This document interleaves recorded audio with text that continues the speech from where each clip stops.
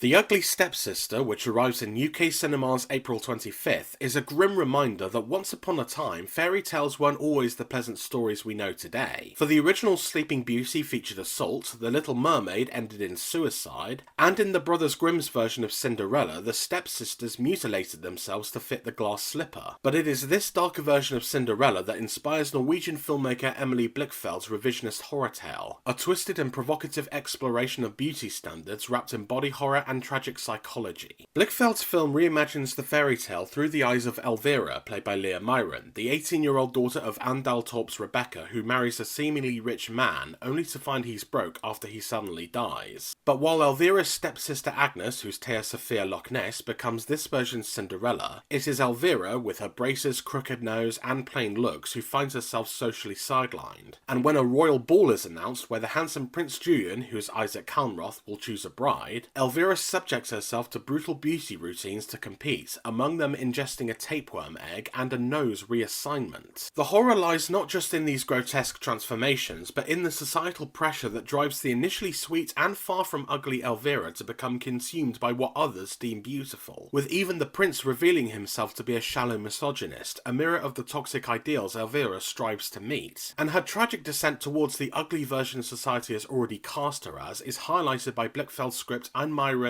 emotionally rich performance, both of which allow us to deeply empathise with her pain. Stylistically, Blichfeld's direction evokes 70s and 80s European horror, with slightly fogged cinematography casting an eerie glow, while the synth-heavy score creates a surreal and unsettling contrast to the 19th century setting. And though the film leans into gross-out territory with maggots, bodily fluids, and one particularly bold erotic sequence all pushing the envelope, it's all done with a confident visual flair, and occasionally even unexpected beauty. There are plenty of wince-worthy moments, but once again the real horror is in the extreme methods that Elvira embraces to feel worthy of love, as the ugly stepsister cleverly flips the script by offering a fresh, unsettling lens on a story we all know, and in doing so exposes the dark underbelly of beauty ideals that push young women toward unattainable perfection. In all, this 4-star film manages to be both a grotesque fairy tale and a sobering commentary on self-image, which, though perhaps not as polished as the substance, shares that film's willingness to explore how far society will go to define and destroy beauty, with a stern focus on the emotional toll taken on those trying to acquire their own happily ever after.